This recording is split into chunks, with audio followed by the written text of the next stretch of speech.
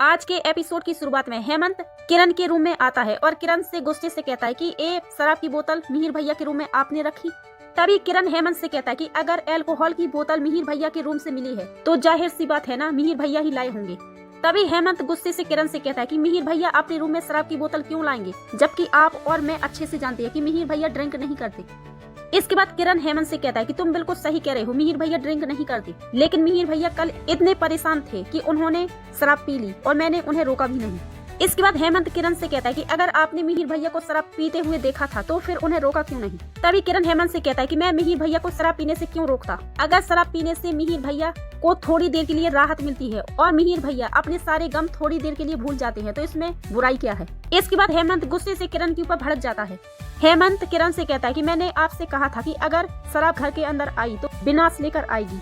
तभी किरण हेमंत से कहता है कि शराब घर में लाने से कोई विनाश नहीं आएगा, बल्कि शराब पीने से मिहिर भैया को नींद आएगी और इस वक्त मिहिर भैया को नींद की जरूरत है। जाकर देखो, मिहिर भैया बहुत अच्छे से सोए होंगे। तभी हेमंत कहता है कि मैं क्या जाके देखूं जब मिहिर भैया अपने रूम में ही नहीं है। तभी हेमंत किरण से कहता है कि मिहिर भैया कहाँ गए। किरण कहता है मुझे क्या पता।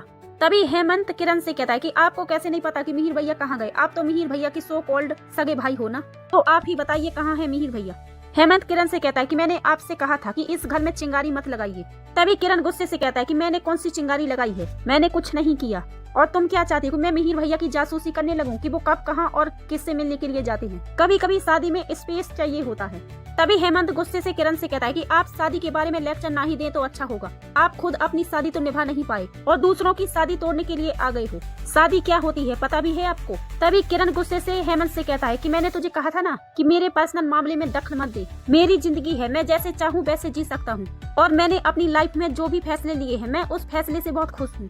तभी हेमंत कहता है कि यही तो प्रॉब्लम है भैया, आपकी शादी टूट गई, आप फिर भी खुश हो। जिस बात को लेकर आपको दुखी होना चाहिए था आप उस बात को लेकर खुश हो।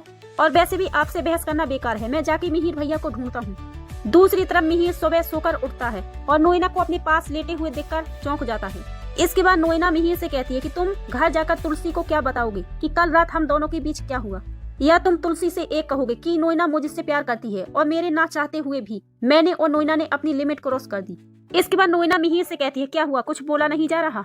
जाओ मिहिर, तुम अपने घर जाओ और तुलसी से जाके कहो कि तुम तुलसी से बहुत प्यार करते हो। मैं कुछ नहीं कहूंगी, मेरा क्या है, मैं यहाँ से बहुत दूर चली जाऊंगी क्योंकि मैं तुम पर किसी गिल्ट किसी पछतावे का इल्जाम नहीं लगाना चाहती। मैं नहीं चाहती कि तुम इस गिल्ट को लेकर जियो।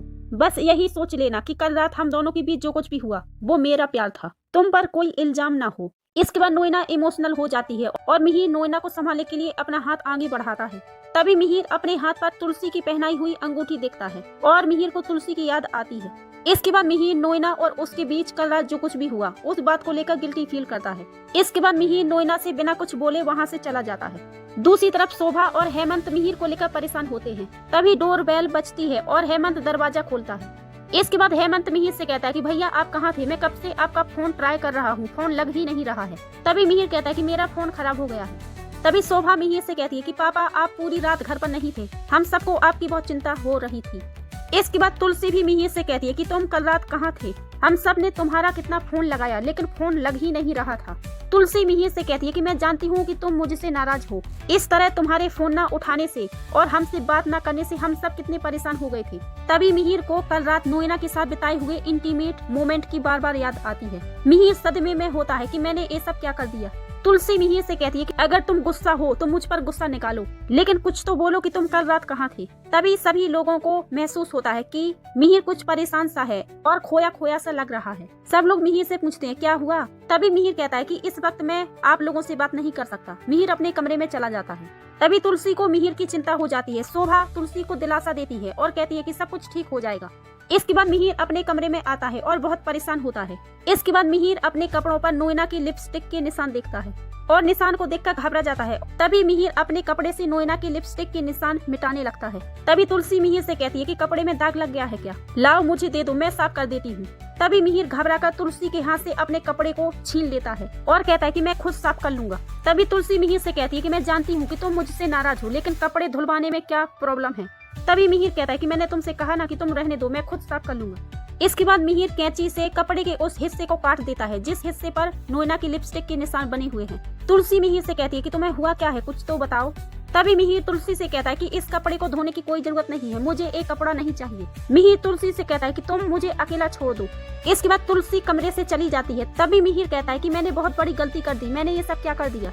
गाइस, ये मिहिर का हर बार का नाटक है। अभी थोड़ी देर तक गिल्टी फील करने का नाटक करता रहेगा और फिर थोड़ी देर बाद तुलसी से झगड़ा करने लगेगा। पिछली बार भी मिहिर ने ऐसा ही किया था जब नोएना को आई लव यू बोला था। थोड़ी देर तक गिल्टी फील करता रहा, इसके बाद तुलसी से वापस से झगड़ा करने लगा था। दूसरी तरफ मालती अंगद के लिए नाश्ता बना रही होती है। तभी सुप्रिया मालती के पास आकर कहती है, आई तू पागल हो गई है क्या? अभी तो अंगद के ऊपर रात को भड़क रही थी और अब उसके लिए नाश्ता बना रही है। इसके बाद मालती सुप्रिया से कहती है कि मैं बहुत दूर का सोचती हूँ, कभी न कभी तो वो बिरानी अंगद और वृंदा की शादी को मानेंगे और जब बिरानी परिवार वृंदा को अपनी बहू मान लेगा तब हमारी लॉटरी लगेगी। अंगद हमारे लिए सोने का अंडा देने वाली मुर्गी है तो उसकी इतनी खातिरदारी तो करनी ही पड़ेगी। दूसरी तरफ वृंदा अंगद से कहती है कि मैं नहाने के लिए पानी भर रही हूँ। अंगद कहता है कि तुम क्यों भर रही हो, मुझे बोल दिया होता मैं पानी भर देता, और वैसे भी मैं रोज एक्सरसाइज करता हूँ, रोज बंडल उठाता हूँ, तो मेरे लिए ये बाल्टियाँ उठाना कोई बड़ी बात नहीं है। इसके बाद अंगद दोनों बाल्टियां हाथ में उठा लेता है और चलते वक्त सारा पानी गिरा देता है। तभी वृंदा अंगद से कहती है कि चलते वक्त बाल्टियों को हिलाना नहीं है, पानी सारा गिर गया है, अब फिर से पानी भरना पड़ेगा। इसके बाद मोहल्ले की औरतें वृंदा और अंगद को एक साथ देखकर बातें करने लगती हैं। मोहल्ले की औरतें कहती हैं कि वृंदा के साथ शादी करके अंगद की किस्मत खराब हो गई है, एक ही झटके में गरीब हो गया, लगता है माँ बाप ने अंगद को घर से बाहर निकाल दिया। तभी अंगद मोहल्ले की औरतों को जवाब देने लगता है। वृंदा अंगद को रोकती है।